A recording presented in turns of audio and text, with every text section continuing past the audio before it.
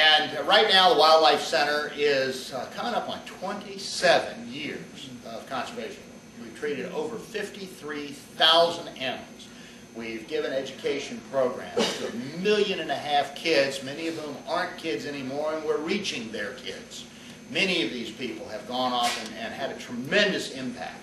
I keep meaning to write it down so that I can remember it. I'm one of those visual memory people. If I see something, okay, but if I write it down and look at it, I'll never forget it. And I need to write the number down, but I think it's 15 countries in which Wildlife Center staff have actually gone and done international field work. Now, I've done most of it myself, so you'd think I could remember that, but we have worked in teaching and training. Part of my work internationally is training police and military agencies to deal with interdiction of confiscated wildlife and smuggled wildlife.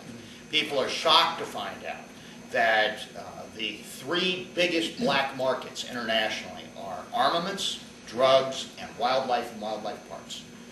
And the wildlife trade is almost as big as the drug trade, and in some cases it's intertwined with the drug trade. And it's a tough thing with which to deal.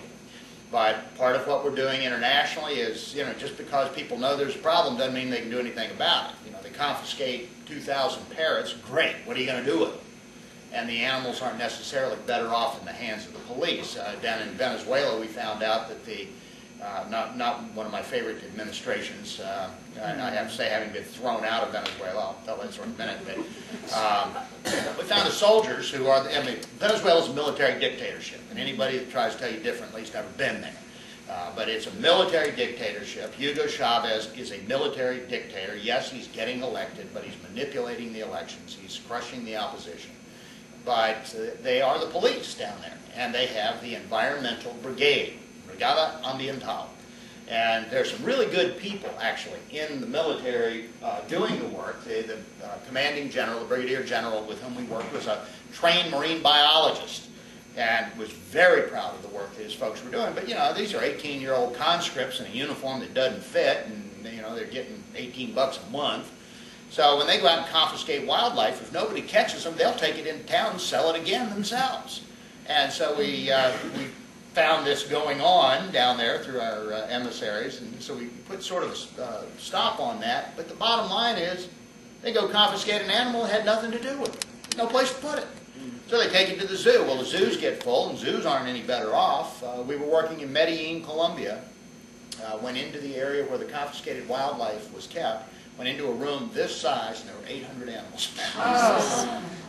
It just took your breath away. Literally took your breath away. And they basically put them in there until and fed them, and some of them did okay, but most of them died. And they were doing the best they could. They had no options. And so in a lot of cases, the humane thing to do was just kill it when it came in. But that's politically untenable, because people, oh, it's my pet. I'm going to go buy this monkey when it's a baby, and when it gets big and eats, the poodle or whatever monkeys do. Anybody ever wants a monkey for a pet, first thing you should do is have your head examined. But then they get this tame monkey that probably had its incisor teeth pulled out, and the thing is neurotic and dangerous and aggressive, and then they want the zoo to take it. But they don't want anybody to do anything bad to it because they love it. And this is what we deal with, but we're talking hundreds of thousands of animals. Part of our work, and we've had pretty good impact there.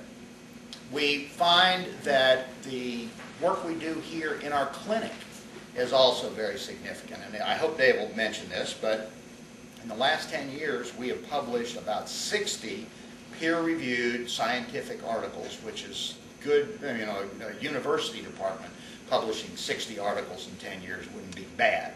But for an organization like this to be publishing in some of the most prestigious scientific journals out there, the Journal of the American Veterinary Medical Association, the Journal of Wildlife Disease, the Journal of Avian Medicine, and multiple articles. We've got book chapters. We're editing books on wildlife medicine and wildlife health. So when you see us through the story of one bird, you know much about us. But truly, it is the culmination of all that other work that enables us to do the work that we did with your bird, that it helps us know who is the best veterinary surgeon dealing with intracranial surgery in birds. There are 2 of them, but we could only find one of them. I don't know where the other guy was, but we brought in the best. And by and large, it's really something that's taken a cumulative effort of a lot of people. And in the last 27 years, we've had about 150 employees come through here, maybe more than that by now. And these are wonderful people. They don't come here for the money, I promise you that. And dedicated to what they do, and what they do has made a difference. Now,